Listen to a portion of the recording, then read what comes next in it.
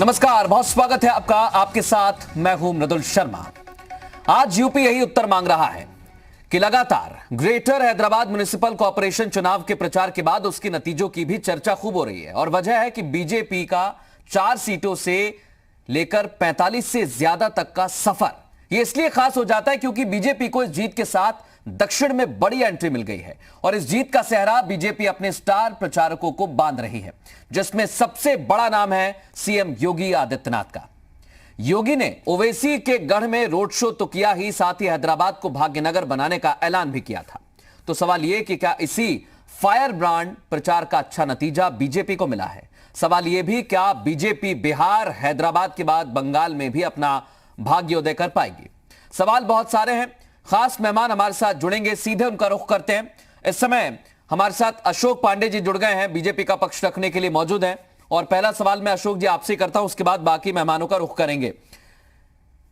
Sir, क्या योगी आदित्यनाथ जब प्रचार करने के लिए वहां जाते हैं उत्तर प्रदेश के मुख्यमंत्री के तौर पर, उनकी फायर ब्रांड छवि का फायदा मिला बीजेपी को, जो 4 से लेकर 45 से ज्यादा तक का सफर तय किया? देखिए, आपको बता दें कि सबसे बड़ी बात है कि दक्षिण में भी भारतीय जनता पार्टी का कमल खिलने लगा है। 2% वोट से हम 24% वोट पे आए हैं। एक कार्यकर्ताओं के लगन और मेहनत का परिणाम है। और सबसे बड़ी बात है कि हमारी हंसी हो रही थी कि नगर निगम के चुनाव में पूर्व राष्ट्रीय अध्यक्ष, गृह मंत्री आ रहे हैं, मुख्यमंत्री आ रहे हैं, अनेक बड़े नेता आ रहे हैं, लेकिन हम तो छोटे से बड़े चुनाव को भी एक कार्यकर्ता की भांति लड़ते हैं।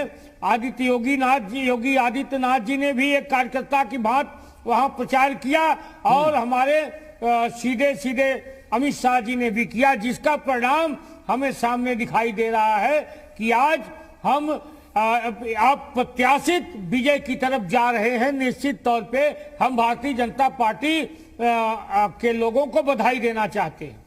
अशोक जी, आपने बीजेपी को तो बधाई दे दी, लेकिन समाजवादी पार्टी लगातार इस पर निशाना साध रही है। बाकी पार्टियों ने भी साधा है, उस पर आऊंगा। लेकिन समाजवादी पार्टी का कहना है कि आप उत्तर प्रदेश के मुख्यमंत्री रहते हुए उत्तर प्रदेश पर ध्यान नहीं दे रहे हैं, चुनाव प्रचार में व्यस्त हैं। वहां क्या हो रहा है, किसकी जीत हो रही है, उसकी ज्यादा दिलचस्पी है। देखिए, उत्तर प्रदेश में जिस तरह से हमने कानून व्यवस्था सुधारने का काम किया है कि अखिलेश यादव जैसे लोग अब खाली ट्वीट करके चीट कर रहे हैं, बल्कि जब हमने काउंटर करना शुरू किया, इनकाउंटर करना शुरू किया अपराधियों का, ते लगे मूर्तियां लगाने, मूर्तियों की दुकान खोल लिए।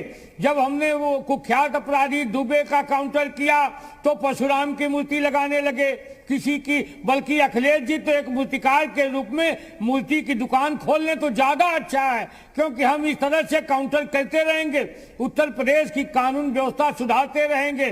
अभी धर्मांतरण पे हमने जो बिल लाया है, निश्चित तौर पे उससे हमारी वाहवाही हुई है कानून व्यवस्था पे। और उत्तर प्रदेश से हम काम न करते तो विधानसभा की 7 उपचुनाव में 6 सीटें हम चुनाव जीत के आए हैं। ये जनता हमें गले नहीं लगाती। अशोक जी, हमारे साथ समाजवादी पार्टी के नेता भी जुड़ चुके हैं, मेजर आशीष जी। आशीष जी, बहुत स्वागत है आपका। क्या आपको भी अशोक जी की बात से ऐसा नहीं लग रहा है कि उनका फोकस ज्यादा चुनाव पर है, जैसा कि आप कहते हैं, लेकिन उनका कहना है हमारे पार्टी के कार्यकर्ता भी हैं, वो चुनाव के लिए क्यों ना जाए प्रचार के लिए?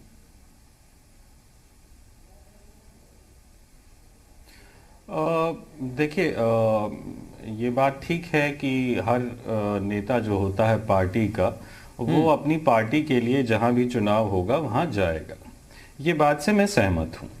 लेकिन जो व्यक्ति एक संवैधानिक पद पे आ जाता है, योगी आदित्यनाथ उत्तर प्रदेश के मुख्यमंत्री हैं, भारतीय जनता पार्टी के मुख्यमंत्री नहीं हैं। नरेंद्र मोदी पूरे देश के प्रधानमंत्री हैं, भारतीय जनता पार्टी के प्रधानमंत्री नहीं हैं। जब एक व्यक्ति ऐसे पद पे आ जाए तो उसे केवल पार्टी के लिए नहीं सोचना होता है, उसे प्रदेश के लिए, उसे देश के लिए सोचना होता है। उसके बयान, उसकी कार्यशैली इस तरीके की होनी चाहिए कि वो केवल एक पार्टी पे फोकस ना हो।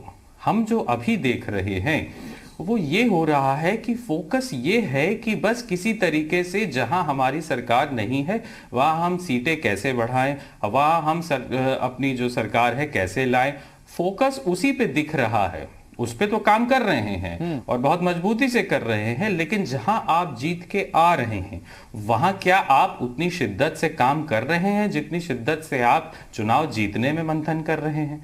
वो चीज नहीं दिख रही है, ये हम लोगों का कहना है। अशोक जी, सिर्फ चुनाव जीतना चाहते हैं, जीतने के बाद काम करेंगे क्या? देखिए, मोदी जी हो चाहे योगी जी हो, भारतीय जनता पार्टी कार्यकर्ता भी हैं।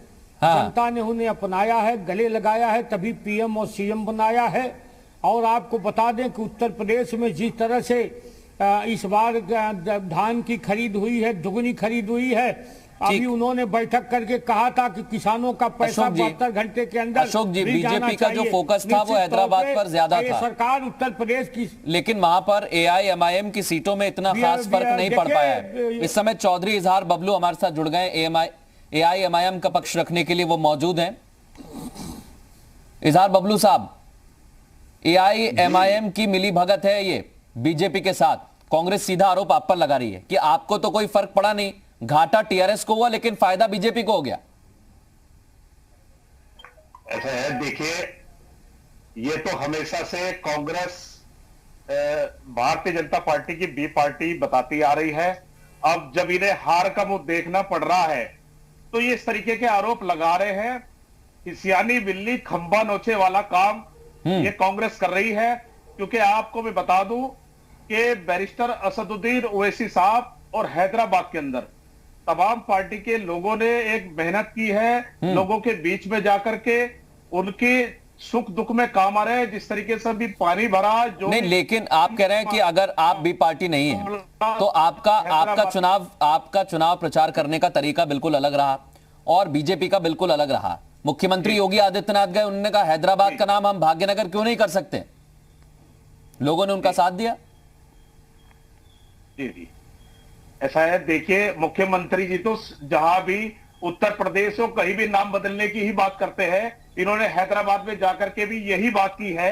लेकिन मैं आपको बता दूं कि बैरिस्टर असदुद्दीन ओवैसी साहब ने जनता के बीच में जाकर के उनके विकास के लिए काम किया। एमआईएम वहां टोटल लोगों के बीच में विकास का कार्य कर रही है। उसी की वजह से आज जो सीटें मिली है, जो जीत मिली है हमें, ये सिर्फ जनता के विकास की वजह से मिली है, खाली नाम बदलने से किसी उससे नहीं।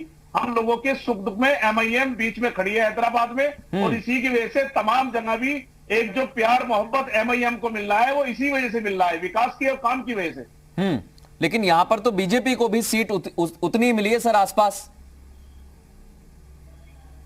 देखिए, ये टीआरएस को इसका नुकसान हुआ है, एआईएम को कोई नुकसान इसका नहीं हुआ है। ठीक, आपने देखा होगा एआईएम जिस तरीके से मेहनत की, काम किया, उसी वजह से मैं आपको बता दूं, उसी की वजह से हम लोगों को जो सीटें मिली हैं वो काम की वजह से सीटें मिली है। काम किया है, लोगों के बीच में रहे हैं, इसकी वजह से ही, लोगों के प्यार मोहब्बत की वजह से हम लोगों को सीटें मिलने का काम हुआ, सम्मान मिलने का काम हुआ, और बीच में हमेशा एमआईएम करती रहेगी। ठीक, रज़ीक वदूद साहब भी हमारे साथ जुड़ गए।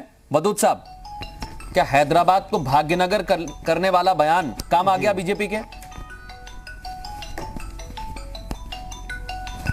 जी, निश्चित रूप से जो दिखाई दे रहा है वो तो यही दिखाई दे रहा है। जिस तरह से एमआईएम की सीटें तकरीबन उनकी परफॉर्मेंस जो दिखा रही है कि 51 सीटों पे वो 44 करीब 46 सीटें, 43 अभी जो आंकड़े हैं कुछ ज्यादा है बीजेपी की, सीटें जीते थे इस बार 43 के आसपास इस समय एआईएमआईएम है। जी जी, बीजेपी तो जो है वो तो हाँ, वो जो बता रहा है, परफॉर्मेंस जो बता रहे हैं, जो परफॉर्मेंस है वो ये साफ बता रही है कि बीजेपी का जो स्ट्रेटजी थी वो वहां काम कर गई। और देखिए, जो वोट जो था, जो टीआरएस का वोट था, वही खिसक करके बीजेपी की तरफ चला गया, और जो एमआईएम का वोट था वो कंसोलिडेट हो गया, और टीआरएस का जो वोट था वो छिटक करके बीजेपी की तरफ चला गया। तो सीधी सी बात है, जो स्ट्रेटजी है वो तो कामयाब हो गई। अब चाहे एमआईएम माने या ना माने, लेकिन एक किस्म की ये तो जुगलबंदी यही बीजेपी और एमआईएम की। जहां जहां एमआईएम नहीं है वहां वहां एमआईएम जिंदा हो जाएगी, जहां जहां बीजेपी जाएगी, और जहां जहां बीजेपी नहीं है वहां वहां पर एमआईएम जिंदा कर देगी बीजेपी को।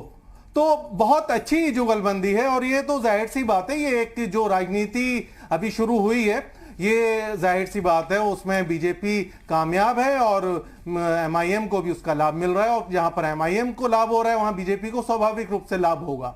ठीक है, यानी आपका कहना है कि पोलराइजेशन का जो काम है वही दोनों पार्टियां कर रही हैं और एक दूसरे को कहीं ना कहीं सिर्फ फायदा ही पहुंचा रही है, नुकसान किसी का नहीं हो रहा है। अशोक जी, यही रणनीति थी आपकी? जी, श्रीधि जी भी हमारे साथ जुड़ गई है। एक कमेंट ले लेता हूं। अशोक जी, एक सेकंड। जो परिवारवाद, हाँ, कह दीजिए अपनी बात, कह दीजिए अशोक जी बात। देखिए, हमने तो वहां टीआरएस के परिवारवाद को नष्ट किया है। वहां उनकी बेटी, दामाद, बेटा, सभी लोग राजनीति में एक तरह से जो परिवारवाद था टीआरएस का हमने खत्म किया है।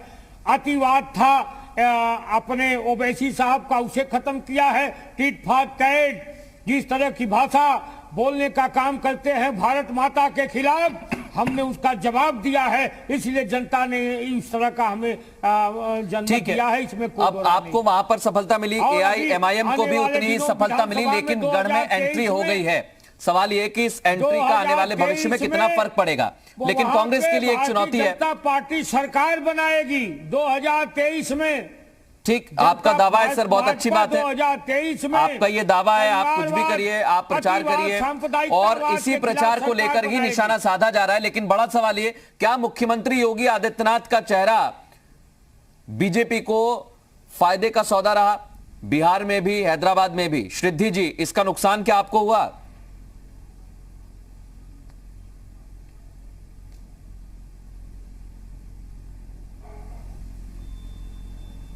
श्रीधि जी, आप सुन पा रही हैं मुझे? देखिए, आवाज थोड़ा नहीं आ रही है। हाँ, मुझे फिर से बोल दीजिए। क्या मुख्यमंत्री योगी आदित्यनाथ प्रचार करने जाते हैं, इसका नुकसान ही कांग्रेस को हुआ? क्योंकि पिछली बार भी 2 पर ही थे, इस बार भी 2 पर ही रहे, कुछ खास फर्क नहीं पड़ा। नहीं, ऐसा कुछ नहीं। वो तो जी नहीं, अब मुख्यमंत्री जी आदित्यनाथ जी जब जाते हैं तो हमेशा गए हैं। देखिए, पहली बात तो ये बता दें कि एआईएमआईएम जो है और बीजेपी, ये एक दूसरे को स्थापित करने में लगे हुए हैं। जब बीजेपी का हैदराबाद में, वहां पे कहां कोई जनाधार था? कोई जनाधार नहीं था। ये एक दूसरे की बी टीम है बीजेपी की, और ये उनको पूरी तरह से राहत पहुंचाने की बात की है, तभी ये कुछ सीटें ला पाए। आपको हर चुनाव में पता रहता है, नेशनल पार्टी है, उसकी एक विचारधारा है, सिद्धांत है। मैं बिल्कुल आपकी बात के अनुसार हम धर्म और जाति की कोई बात नहीं करते हैं, और ना ही ध्रुवीकरण की। हम ये देखिए, ध्रुवीकरण का ही पूरा मामला है। जिस प्रकार से वोटों का ध्रुवीकरण हुआ है, इस प्रकार से पूरी तरह जात पात की बात की गई है, उसका यही निष्कर्ष है कि फिर भी टीआरएस अगर मैडम, मैं बहुत छोटा सवाल आपसे करना चाहता हूं। मैडम, एक छोटा सा सवाल सुन लीजिए मेरा। सवाल इतना सा है, आपका कहना है कि ओवैसी की पार्टी बीजेपी की बी टीम है, ये आप बहुत लंबे समय से कहते आए हैं। अगर कांग्रेस को ये पता रहता है तो भी क्यों चुनाव प्रचार उस हिसाब से नहीं किया जाता है? फिर कहां कमी रह जाती है? आपको सब पता रहता है, फिर भी वोट उनके पाले में जाते हैं।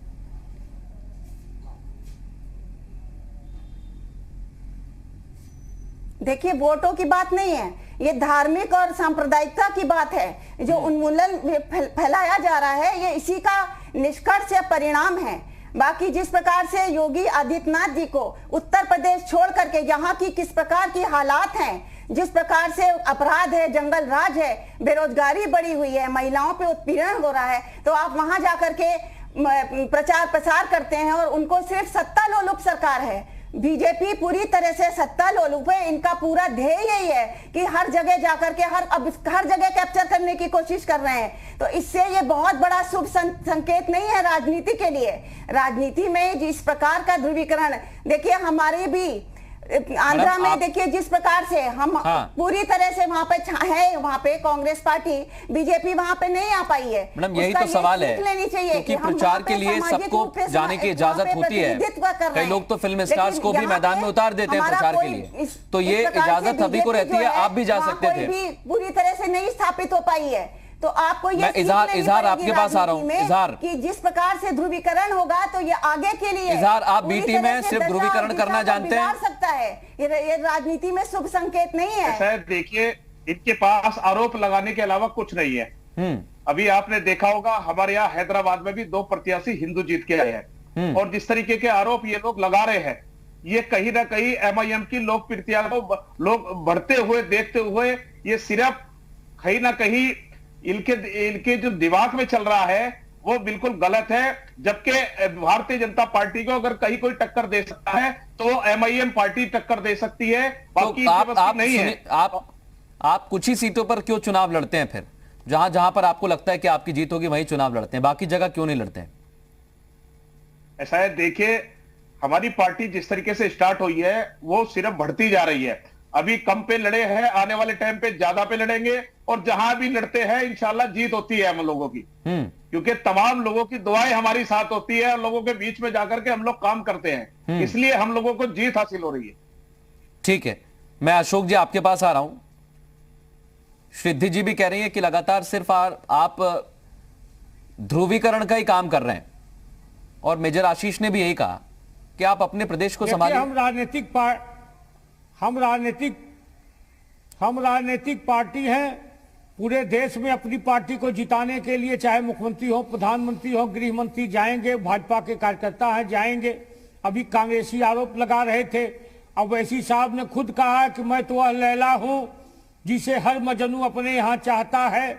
लेकिन मेरा ये मानना है कि ये कांग्रेस पार्टी तो वही पार्टी है जो पीएफआई के पैसे पर हाथरस में नाच रही थी। यह कांग्रेस आई वही पार्टी है जो कन्हैया के इशारे पर जवाहरलाल नेहरू यूनिवर्सिटी में भारत तेरे टुकड़े होंगे इंशाअल्लाह, हर घर से अफजल निकलेगा करने वाली है। तो 2 सीट पे तो आएगी ही, इसमें कोई दो राय नहीं है। हम तो भारतीय जनता पार्टी के कार्यकर्ता हैं। नहीं, सवाल ये है सर, पार्टी का परचम सवाल यही है। मैं मेजर आशीष जी आपका रुख करूंगा, लेकिन एक छोटे से ब्रेक का वक्त हो गया है। ये सिर्फ और सिर्फ ध्रुवीकरण की वजह से बीजेपी की एंट्री हो गई है, या फिर मुख्यमंत्री योगी आदित्यनाथ का फायर ब्रांड जो व्यक्तित्व है उसका फायदा बीजेपी को मिला है?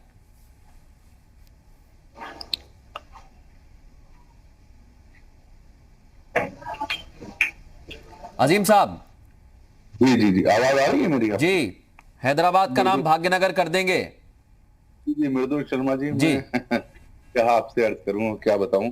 देखिए, ये सब इस तरह के मसाइल, एक नेशनल पार्टी का अपनी पूरी ताकत हैदराबाद के एक छोटे से चुनाव में झोंक देना और तेलंगाना के ये चेमानादारत, ये आप सब जानते हैं भाई। नड्डा जी वहां तशरीफ ले गए, वहां अमित शाह तशरीफ ले गए, हमारे गृह मंत्री जी, और हमारे यूपी के चीफ मिनिस्टर, हमारे चीफ मिनिस्टर योगी आदित्यनाथ जी गए।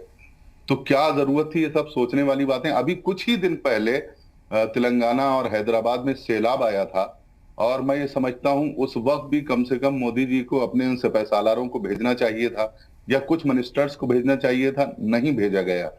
लेकिन आपसे मैं बिल्कुल सही अर्ज करूं कि मेरी नजर थी हैदराबाद के और तेलंगाना के इलेक्शन पर, और मुझे मालूम था कि ओवैसी साहब की पार्टी इस वक्त बहुत कमजोर है, और मुसलमान जो उनका वोट बैंक है वो उनसे बहुत ज्यादा नाराज हैं।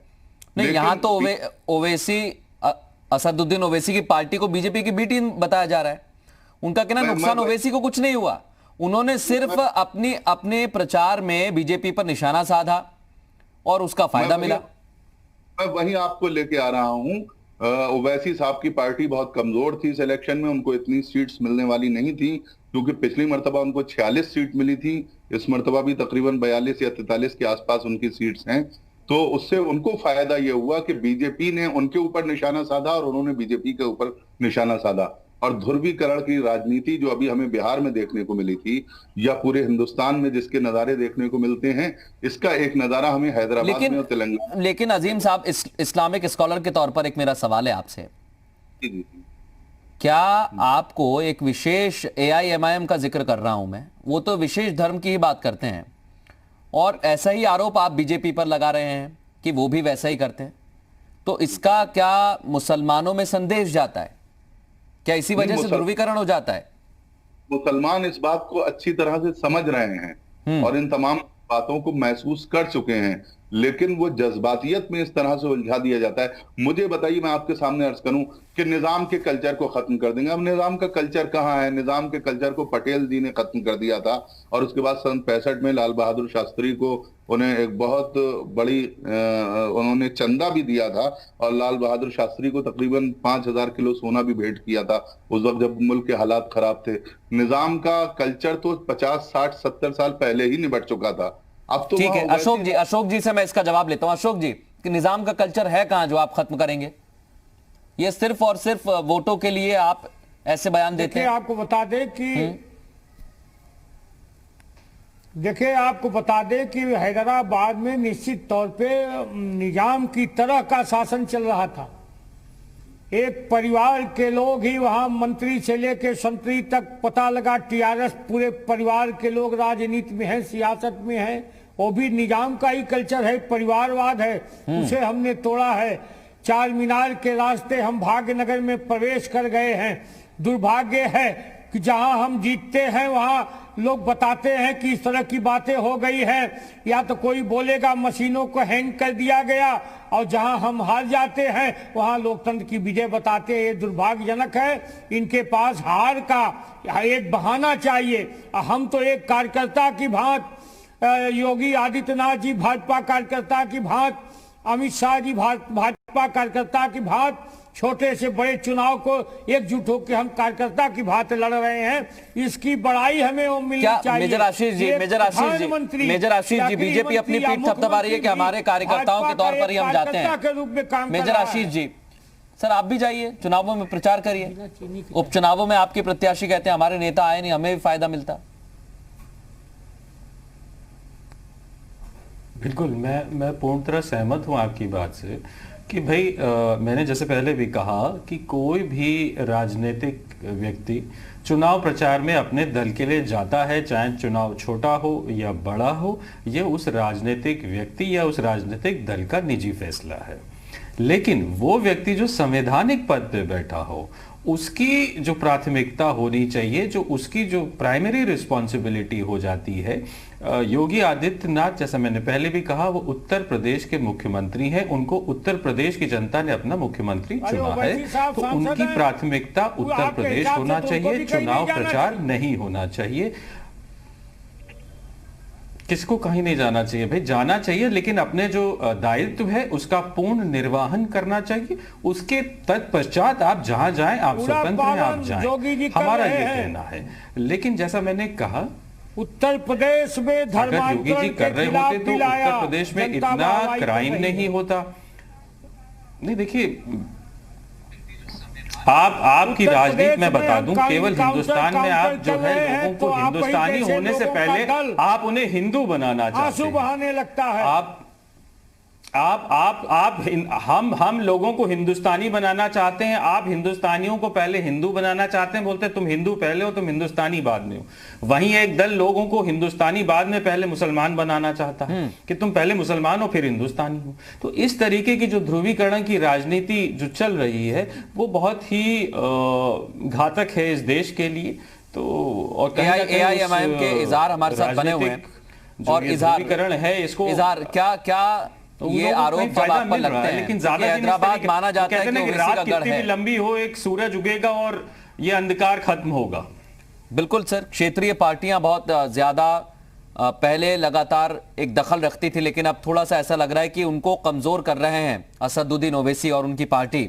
इजहार, मेरा आपसे सवाल है, क्योंकि आप ये कह रहे हैं कि हमारा जो नजरिया था चुनाव लड़ने का वो देखा नहीं लोगों ने, हमने हिंदू को भी टिकट दिया, उनकी भी जीत हुई हमारी पार्टी से।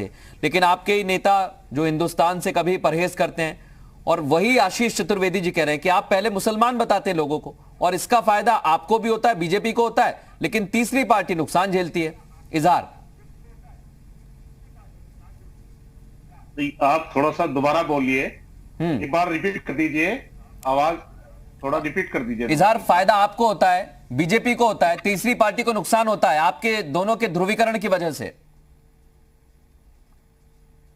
ऐसा है, देखिए, तीसरी पार्टी का तो मैं आपको बता दूं, कांग्रेस पार्टी खत्म होती जा रही। कांग्रेस की विचारधारा में, भारतीय जनता की विचारधारा में कोई फर्क नहीं है। कांग्रेस और भारतीय जनता पार्टी एक ही विचारधारा के लोग हैं।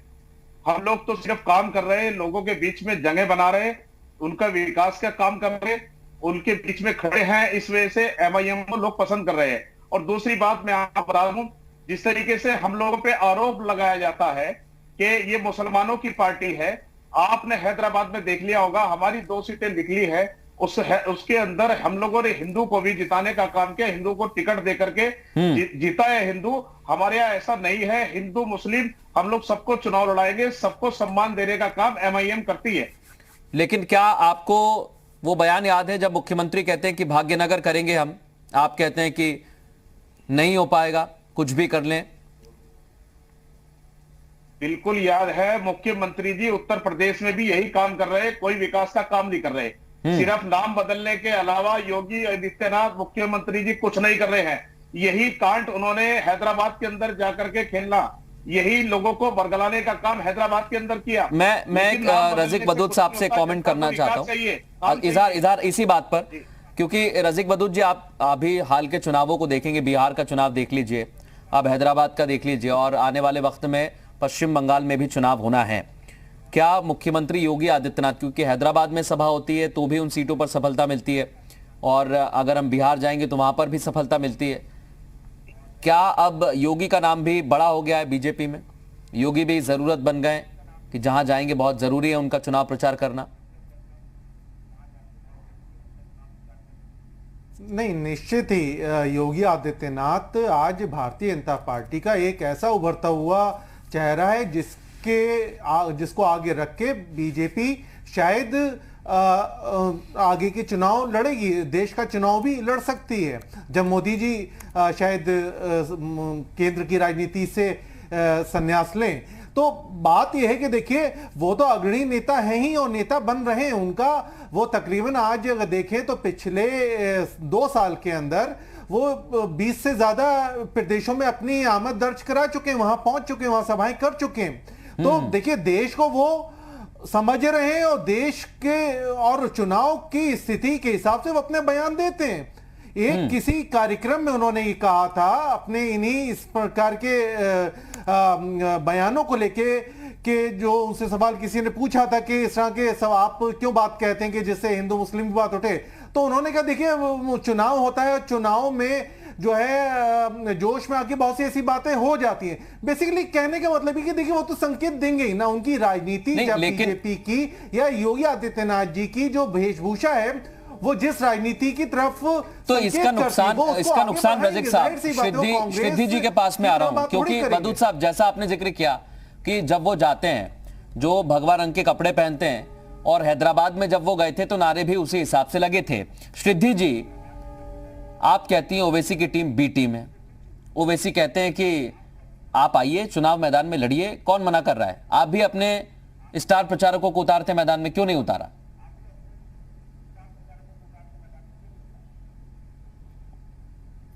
सिद्धि जी, आवाज कट रही जी।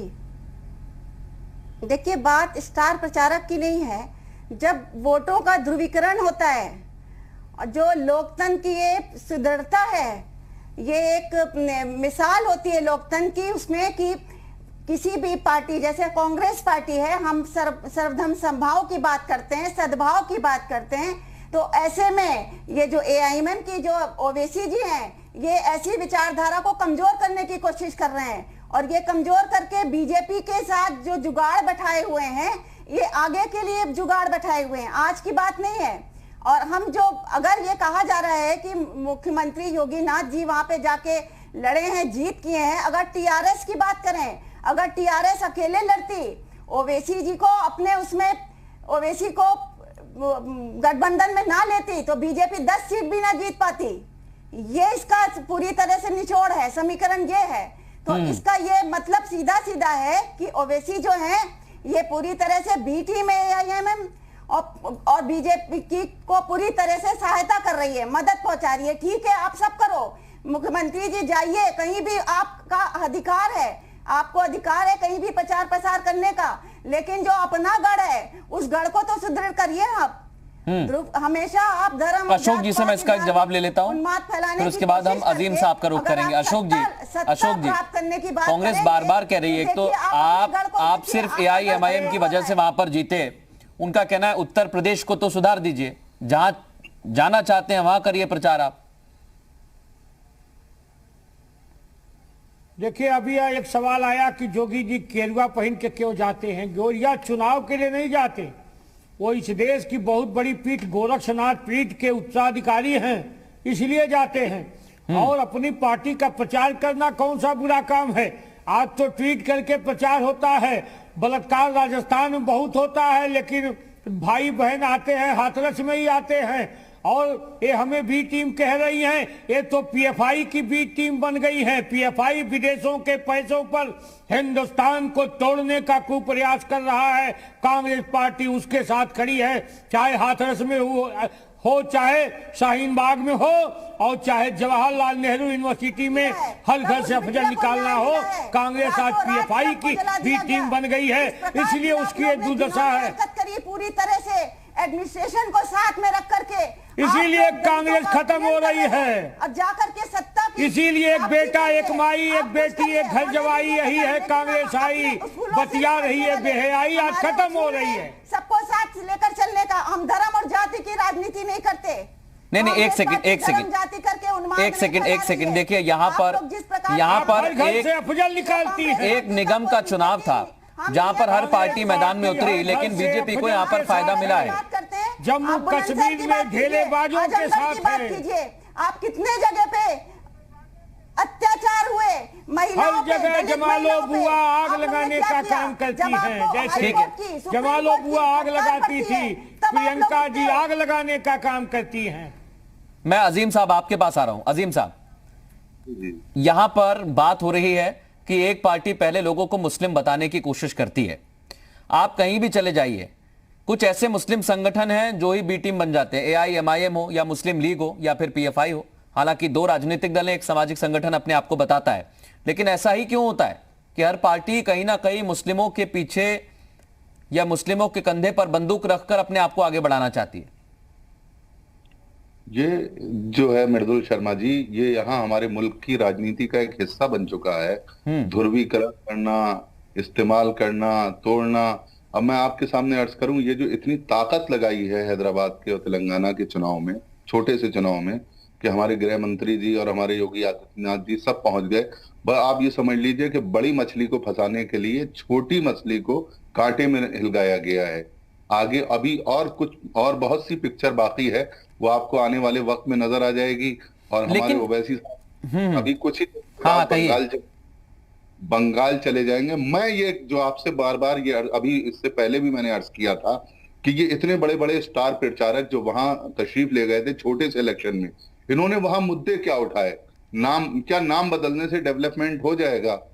निजाम कल्चर खत्म किया जाएगा? निजाम कल्चर वहां था ही नहीं, नाम बदल देंगे। अरे डेवलपमेंट की बात कीजिए। सैलाबजदा लोग जो परेशान थे, उनके सहारे की कुछ बात की जाती।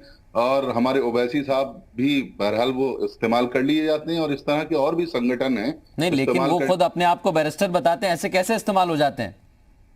अरे ये तो हिंदुस्तान और आजादी की तारीख उठा के देख लीजिए, उससे पहले भी हमारी बहुत से लोग इस्तेमाल होते रहे और उसके बाद भी अब इस्तेमाल हो रहे हैं। लेकिन देखिए, आप अगर उनके भाषणों को सुनेंगे तो नहीं लगता वो इस्तेमाल हो रहे हैं।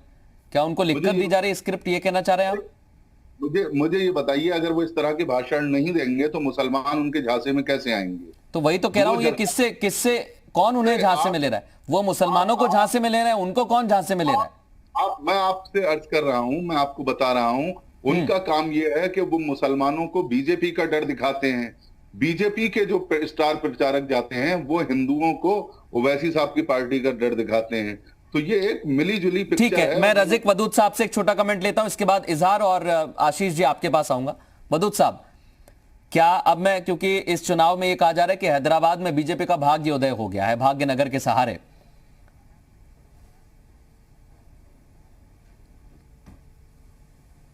वदूद साहब देखिए, हाँ मृदुल जी, ये जी 2023 का जो टारगेट लगातार बयान हो रहा है कि बीजेपी 2023 के टारगेट पे, ये सच्चाई है कि 2023 के टारगेट में अगर आप देखें 2014 में ये करीब 5 सीटों पे जीते थे और उसके बाद 2018 में ये 2 पे सिमट गए, 3 सीटों का इनको नुकसान हुआ विधानसभा में।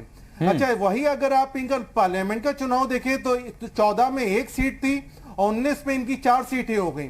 तो इनकी कोई कंसिस्टेंसी वहां उस तरह की नहीं, उतार चढ़ाव है। अब ये एक ऐसा लेवल सेट करना चाह रहे थे कि जिसके जरिए इनका एक कैडर वहां डेवलप हो जाए। उस कैडर को डेवलप करने के लिए और आगामी चुनाव को लेकर एक मैसेज देने के लिए इन्होंने कहीं ना कहीं एक्सपेरिमेंट किया था इस चुनाव में ध्रुवीकरण का, कि ये देखें यहां पर हमारा जो ये है मॉडल चल पाएगा नहीं चल पाएगा, और जिसमें इनको काफी हद तक 100% की, यानी 4 से उठ के अगर ये 40 से 45 सीटें अगर जीत रहे हैं तो सोचिए 100% का इनको मुनाफा जो हो रहा है, वहां पर फायदा हो रहा है। तो ये बताता है कि इनका वहां पर मॉडल काम करेगा।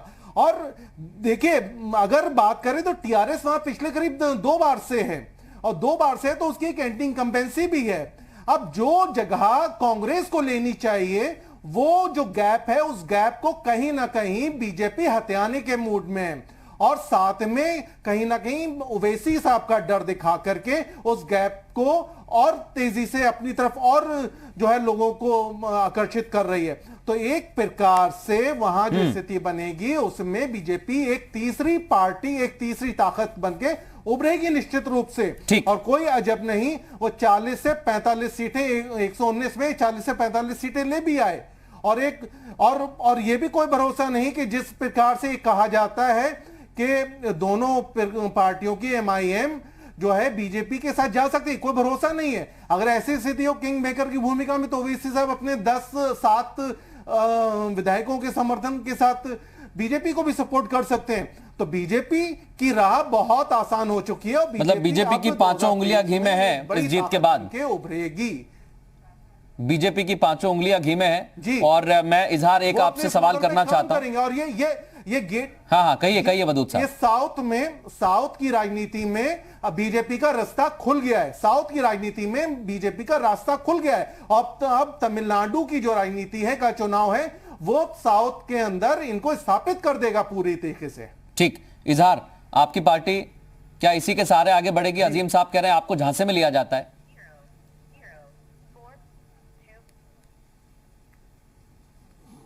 हेलो, हाँ इजहार, आपसे सवाल है मेरा। एक बार बोलिए। अजीम साहब कह रहे हैं कि आपकी पार्टी को झांसे में लिया जाता है, बीजेपी के लोग जैसा चाहते हैं वैसा चुनाव प्रचार आप करते हैं ताकि उन्हें फायदा मिले। नहीं, ये तो देखिए कही गई, ऐसा नहीं है।